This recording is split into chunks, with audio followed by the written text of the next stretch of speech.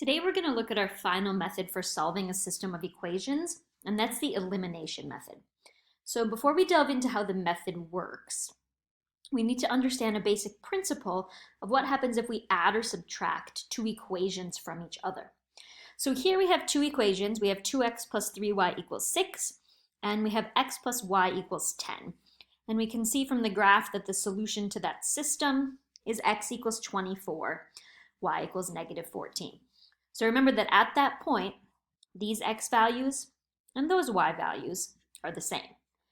So if I take these two equations and I add them to each other, so 2x plus x is 3x, 3y plus y equals 4y, and 6 plus 10 equals 16. So I'm combining like terms and adding the two equations to each other. And look what happens. So now we have three equations with the same solution. And we generated this equation by adding the previous equations to each other. We can also generate another equation by subtracting one equation from another. So let's say we take the purple equation away from the green equation. So 2x minus x is 1x. 3y minus y is 2y. Still positive though. And 6 minus 10 equals negative 4. There's an equation that's the result of subtracting that equation from that equation. And when I add it to the system, now of 4 equations, the system still has the same solution of 24 and negative 14. So let's see how we can put that concept to use and solve a system of equations. So this is called the elimination method because our goal is to get rid of one of the variables by adding or subtracting the equations from each other.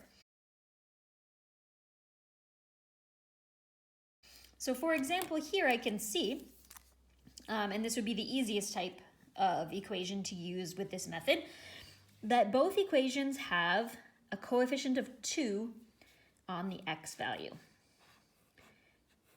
So if I were to subtract this equation from that equation, let's see what would happen.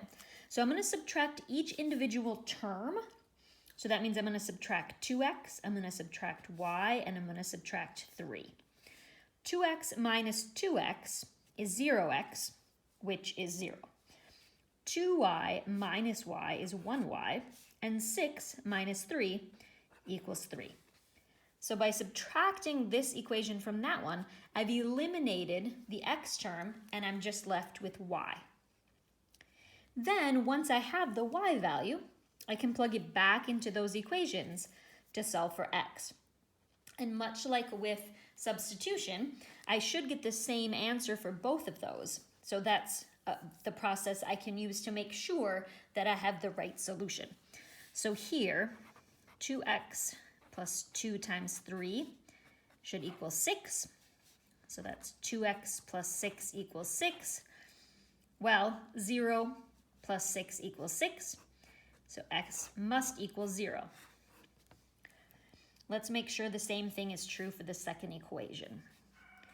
2x plus y should equal 3. Well, 2x equals 0, x equals 0 again. So the solution to that system is x equals 0, y equals 3.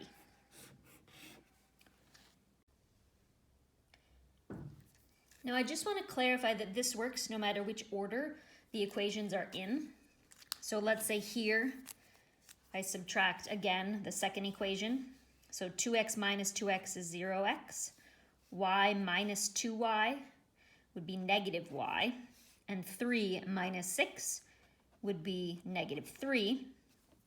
That's 0. So if negative y equals negative 3, then y again must equal 3. So the solution is the same no matter which order it's in. However, it's helpful if you want to keep things being positive coefficients.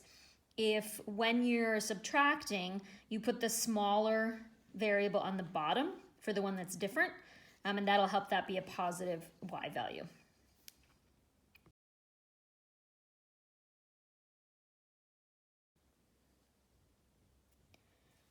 So in the previous example, we used subtraction to eliminate one of the variables. Now let's look at a case where addition is going to be helpful.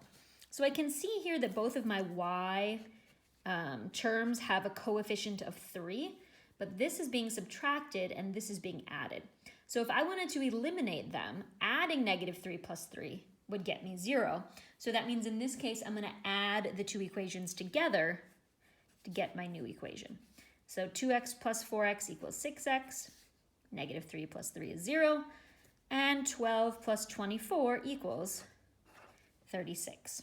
So x would be equal to 6. Now I can take that value and plug it back into those equations to solve for y.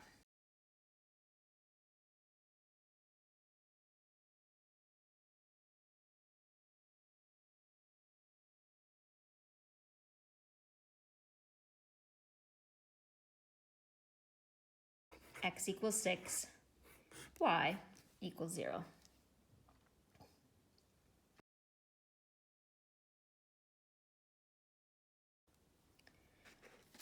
But of course, we won't always have coefficients that are the same, so let's look at how we handle it when they're not. So here we have 4x plus 3y equals 12, and -2x plus y equals 4. So I can see that this coefficient here is 1. It'd be really nice if it were 3, because then I could subtract the y terms.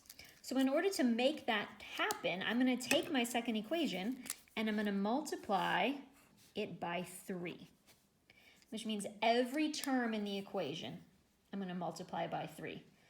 And earlier in the unit, we talked about the fact that that's going to give us an equivalent equation with the same solutions. So here we go. That becomes -6x plus 3y equals 12. And then I still have my original equation up here.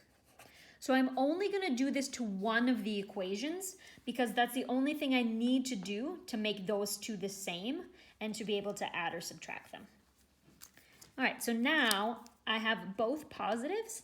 So I'm going to want to subtract the second equation from the first equation in order to make that 0y. So I've got 4x minus -6x. 3 minus 3 is 0. And 12 minus 12 also equals 0. So in this equation, x would be equal to 0. So if I go back to my original equations,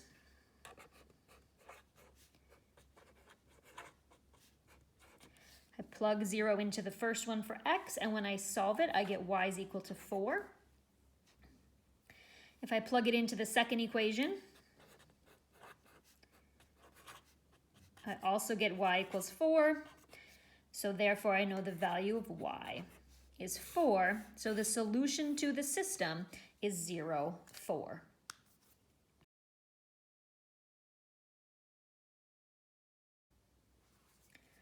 And finally, here I can see that I cannot multiply any of the terms in either equation to get the same coefficient as in the other one. So what I'm going to want to do now is I'm going to want to multiply both equations by something to make one of these coefficients the same. And this is where you have lots of options, but your solution is going to be the same no matter what. So let's say, for example, I know that a common multiple of 4 and 6 is 12. So I want to try to make both of those coefficients 12. Well, to make that happen, I would have to multiply this equation by 3. And to make it happen in this equation, I would need to multiply by 2. So 3 times 4 is 12. 3 times 5 is 15. And that equals 60. 2 times 6 is 12. 2 times 7 is 14. And 2 times 42 equals 84. So I'm manipulating the equations to get where I want, and where I want to be is that if I subtract 12x minus 12x, I get 0x. 15y minus 14y is y. 60 minus 84, -24. So now let's go back to our original equations and solve for x.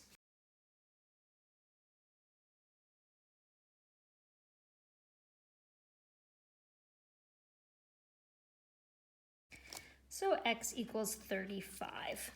And let's just double check using our second equation that the same thing is true. And indeed, I see that if I put in 35 for x and negative 24 for y, I get the same number on each side, so I know that that works. So my answer is 35, negative 24 is the solution to the system. So within this one problem, we had several different options. So for example, let's say we decided to make both of the y values 35. So I could have multiplied this equation by 7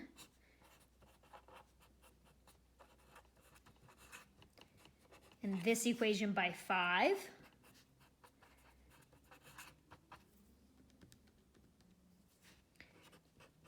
And I still would have ended up with the same solution at the end, even though these process equations might have been different. I might also have decided just to make the x values 24. So multiplying this one by 6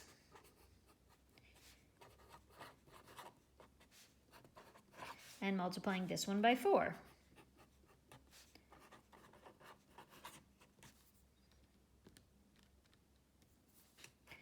And again, I still would have ended up with the same solution eventually after I had done the solving. So that's why it's important here to show these pieces when you're showing your work so I know where you're getting your final solutions from.